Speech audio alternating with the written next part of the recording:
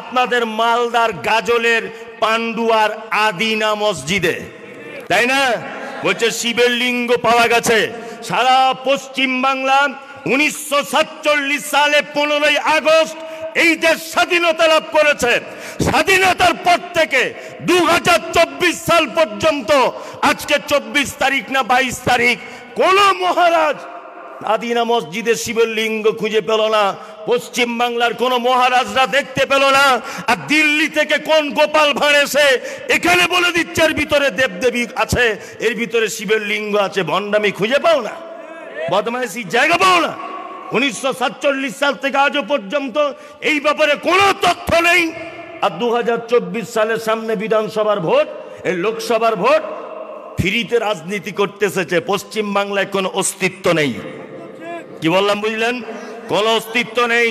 এগুলো করছে কারা? এই গেরুয়া কালার এই সমস্ত চিজেরা এটা করছে। মাথায় রাখবেন, এটা হচ্ছে কাজী নজরুলের বাংলা। মাথায় রাখবেন, এটা রবীন্দ্রনাথের বাংলা। মাথায় রাখবেন, এটা শান্ত বাংলা। দিল্লিতে দাঙ্গা করা সম্ভব। ওই আপনার বাবরি মসজিদে 1992 সালে দাঙ্গা করে মুসলমানদের মারা সম্ভব হয়েছিল।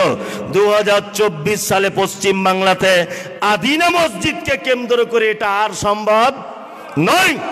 আমাদের মসজিদ আদিনা মসজিদই থাকবে। কোশ্চিন কালেও এটা কখনো মন্দির হতে দেওয়া যাবে না, ইনশাল্লাহ। ইনশাল্লাহ। আমার বড় দুঃখ লাগছে এই জায়গাটায়, সারা পশ্চিম বাংলার মাটিতে যত নেতা নেত্রী রয়েছে, সেটা মুসলিম হোক, হিন্দু হোক, যেই হোক, গত পরশুদিন আদিনা মসজিদে যে কাণ্ড ঘটেছে, একটাও রাজনৈতিক কোন নেতা মুখ খোলেনি। আর ভোটের সময় এসে ঘোমটা দিয়ে বলছে আসসালামু আলাইকুম। ভালো করে বুঝবেন, ভোটের সময় এসে বলছে আরে আমিও তো মুসলমান, আমার নাম অমুক ইসলাম। তুমি ইসলামটা মসজিদে ডাইরেক্ট পূজা করে গেল। মহারাজ দিল্লি থেকে এসে তুমি এসি ঘরে বসেছিলে? তুমি কি করছিলে? অন্তত পক্ষে কিছু করতে পারো না পারো, অন্তত পক্ষে একটু হুঙ্কারটাও দাও, তাও তো দিলে না। তার মানে বোঝা যাচ্ছে তোমার দুই রকমের চরিত্র। আল্লাহ কোরআনে কি বলছেন? অদ্দৌলাও তো দিকেন ফায়ুদহিলুন, অদ্দৌলাও তো দিকেন ফায়ুদহিলুন। আল্লাহ নবীকে বলছেন, নবী আপনার পক্ষে এটা উচিত হবে না যে আপনি তাদেরকেও বলবেন তোমরা 360টা দেবদেবী পূজা করছো, করো, আমি আমার আল্লাহকে মানছি, মানবো, আর তুমি তোমার মতো থাকো, আমি আমার মতো থাকি। এটা কখনোই উচিত নয়। নয় ইস্পার, নয় উস্পার। আদিনা মসজিদ থাকেও আস্তে আস্তে আপনাদের মালদা তো দেখবেন কোন দিন বলবে ওখানেও রামের মন্দির ছিল। মানে কাজ খুঁজে পায় না, কি করবে? কাজ তো কিছু করতে হবে। কি বললাম বুঝলেন না? আর তার আগে দেখছি আবার বলছে এনআরসি করে দিব, যে মুসলমানগুলোকে সব এক জায়গায় ডিটেনশন ক্যাম্প তৈরি করে রেখে দিব, বলছিল না? বলছিল। একটা কথা বলছি শুনুন, ক্ষমতা বেশি দিন থাকে না। শাহজাহান টিকে নেই, আলমগীর টিকে নেই, আছে? সেকেন্দার টিকে নেই, আছে? বাহাদুর টিকে নেই, আছে? নবাব সিরাজউদ্দৌলা টিকে নেই, আছে? টিপু সুলতান টিকে নেই, আছে? কেউ টিকে নেই। তোমার মতো পাগল আর বেশি দিন টিকবে না, সারা ভারতবর্ষের মানুষ জেনে গেছে। কাজ নাই, কিছু নাই, বলছে ডিটেনশন ক্যাম্প করতে হবে। কেন? বলছে মুসলমানগুলো এটা অনুপ্রবেশকারী, এরা অনুপ্রবেশকারী। আরে সারা ভারতবর্ষে পশ্চিম বাংলায় যদি আদি লোক কেউ থাকে, তাহলে মুসলিমরা আর ঘোষেরা আছে, আদি। কি বললাম বুঝলেন? আমরা বলছি আমরা নাকি বাংলাদেশ থেকে এসেছি, পাকিস্তান থেকে এসেছি। আরে গাধা, তোমার মাথায় গোবর আছে? তুমি জানো যে 1000 বছর এদেশ আমরা শাসন করেছিলাম? মনে আছে এটা?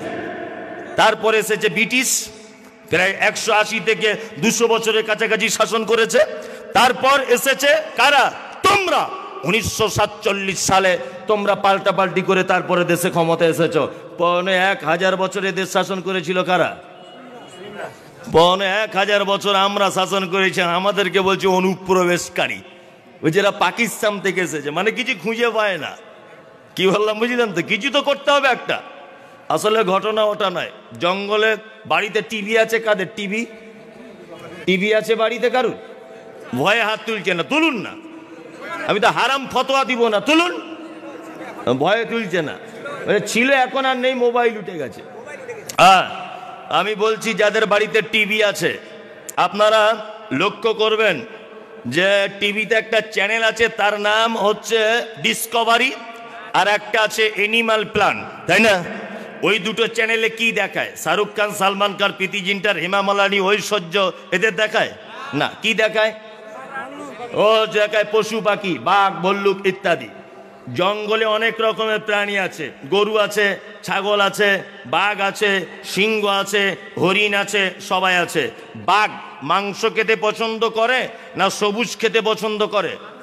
মাংস, তাই না? বাঘ গরুর মাংসও খায়, বাঘ ছাগলের মাংসও খায়, তাই না? তা জঙ্গলে বলুন তো দেখি, বাঘ সব থেকে খেতে পছন্দ করে কার মাংস? হরিণের মাংস। তার মানে বাঘও জানে যে ওর মাংস খুব টেস্টফুল, তাই না? খুব টেস্টফুল, পুষ্টিকর খাদ্যর মাংস, তাই না? গরু আছে খায় না, ছাগল আছে খায় না। তা আমাদের ভারতবর্ষের সরকারের অবস্থা ঠিক তেমন। এই দেশের মাটিতে হিন্দু, মুসলিম, ইহুদি, হাঁড়ি, চুয়ার, চামার, বাগদি, ছুতর, মেথর, খাল, বিল সবাই বসবাস করবে। কাউকে ডিটেনশন ক্যাম্পে ভরতে হবে না, এনআরসি কারো ব্যাপারে করা লাগবে না। এই ছেঁড়া কটা মুসলমান আছে এদের ব্যাপারে এনআরসি করা লাগবে। কারণ কি? তার মানে সরকার বুঝতে পেরেছে যে এদের কাছে কোনো দামি মাল আছে। কি বললাম বুঝলেন? দামি মাল কি? দামি মালের প্রমাণ হয়ে যেত এতদিন। ডাক্তার জাকির নায়েক যখন দেশে ছিলেন, ডাক্তার জাকির নায়েক মুম্বাইয়ে একটা প্রোগ্রামে মোটামুটি 20-30 জন মানুষ ইসলাম গ্রহণ করছিল। দেখতে পাচ্ছিলেন আপনারা? 20-30 জন মানুষ যারা লেকচার মারছে 2024-25-এ ভারতবর্ষটাকে হিন্দু রাষ্ট্রে পরিণত করব। এরা মানে ভয় খেয়ে গেছে যে এই লোকটাকে যদি দেশের মধ্যে রাখা হয় তাহলে মনে হয় সব দাড়ি টুপিওয়ালা মুসলমান হয়ে যাবে। ওই জন্য দেশ থেকে তাড়িয়ে দেওয়া হলো। আর মুসলমানদের কাছে দামি একটা জিনিস আছে, তার নাম পবিত্র আল কোরআন। পুষ্টিকর জিনিস আছে, ওই জন্য এদেরকে আগে দেশ ছাড়া করে দিতে হবে এনআরসি করে। কত রকমের কৌশল, কৌশল নয়, কত রকমের কৌশল।